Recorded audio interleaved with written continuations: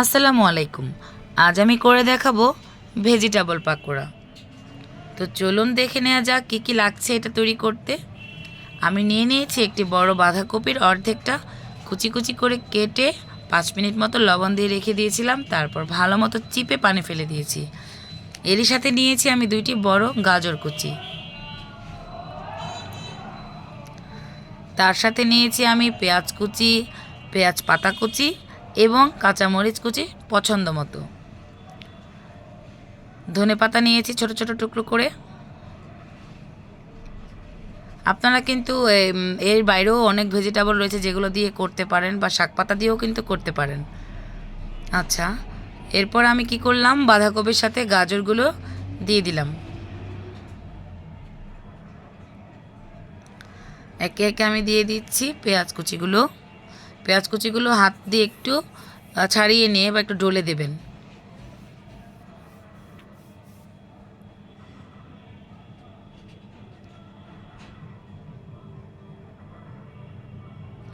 এরপর আমি দিয়ে দিচ্ছি পেঁয়াজ পাতা কুচিগুলো।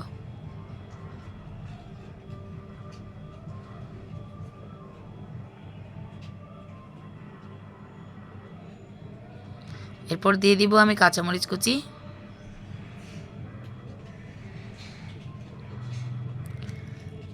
দিয়ে দিলাম ধনেপাতা কুচি,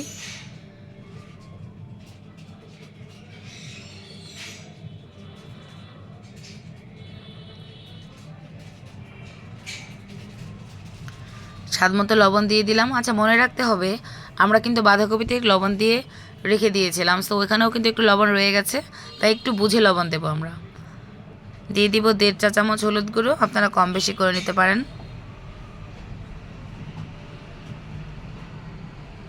এরপর দিয়ে দিব মরিচ গুঁড়ো। মরিচ গুঁড়ো দিয়ে দিচ্ছি আমি এখানে 1 চামচ পরিমাণ, আপনারা আপনাদের পছন্দ মতো দিয়ে দিবেন। আদা রসুন বাটা দিব 1 চা চামচ পরিমাণ।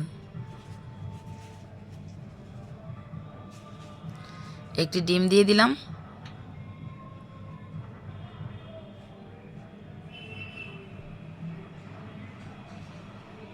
টমেটো সস দিয়ে দিচ্ছি, এটা অপশনাল, না দিলেও চলবে।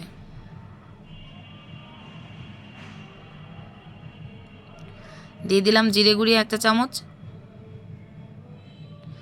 ধনিয়া মরি এবং পাঁচফোড়ন গুঁড়ি দিলাম 1/2 চা চামচ।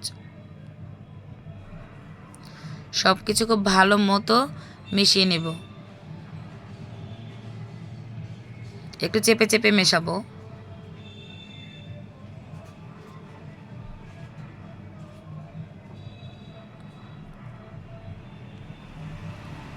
এরপর আমি ধীরে ধীরে এখানে বেসন বা ময়দা বা চালের গুঁড়ো বা কর্নফ্লাওয়ার দিয়ে দিব। আর যেটাই আপনারা দেন না কেন, অবশ্যই সাথে চালের গুঁড়োটা কিন্তু মাস্ট দিতে হবে, তাহলে টেস্টও খুব ভালো আসবে এবং মুচমুচেও থাকবে অনেকক্ষণ। আর একবারে সম্পূর্ণটা দেবেন না, এটা আমরা ধীরে ধীরে মিক্স করব। আমারটা ঠিক যেমন থিকনেস আসতেছে আপনাদেরটাও ঠিক তেমনই আনবেন, এবং সেটা আনতে অল্প অল্প করে দিতে হবে। একবারে দিয়ে দিলে কিন্তু এটা বেশি শক্ত হয়ে যেতে পারে, তখন কিন্তু আবার আপনাদেরকে পানি মিক্স করতে হবে, তখন টেস্ট ভালো আসবে না। তাই অল্প অল্প করে দিয়ে আমরা মেশাবো এবং পছন্দ মতো ব্যাটার তৈরি করে নেব।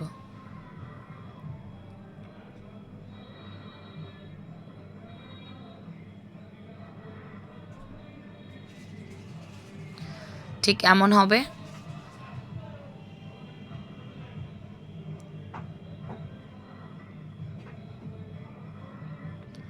এবার চুলায় একটা প্যান বসাবো। প্যানটা গরম হয়ে এলে তাতে পর্যাপ্ত তেল দিয়ে দিব, এবং তেলটা আমরা হাই হিটে গরম করে নেব। আপনারা কিন্তু ডুবো তেলেও ভেজে নিতে পারেন, আমি আজকে ডুবো তেলে ভাজছি না।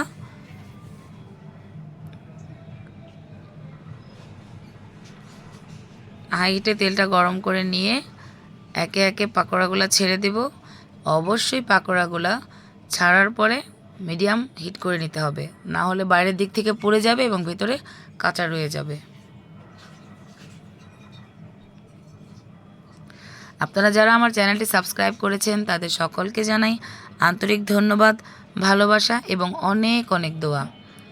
আর যারা করেননি তারা কাইন্ডলি টুক করে গিয়ে চ্যানেলটি সাবস্ক্রাইব করে ফেলুন এবং লাইক কমেন্ট দিয়ে আমার পাশে থাকুন, আমাকে উৎসাহিত করুন সামনের দিকে এগিয়ে যাওয়ার জন্য।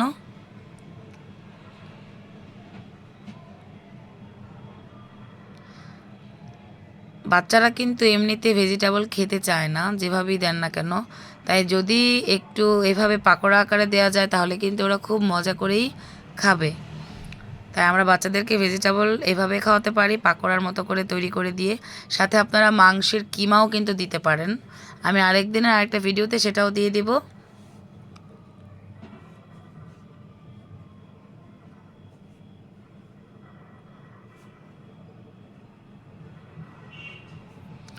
এবং আপনারা কিন্তু এই ব্যাটার অনেক দিন পর্যন্ত সংরক্ষণ করতে পারেন। পরিমাণ মতো এয়ারটাইট বক্সে করে ঢুকিয়ে ডিপে সংরক্ষণ করতে পারেন। এবং ঠিক যেদিন তৈরি করবেন তার 2-3 ঘন্টা আগে বের করে রেখে রুম টেম্পারেচারে এনে সামান্য পরিমাণ চালের গুঁড়ো মিশিয়ে আপনারা ভেজে নেবেন। একদম টাটকা এবং ফ্রেশ খাওয়ার মতোই মনে হবে।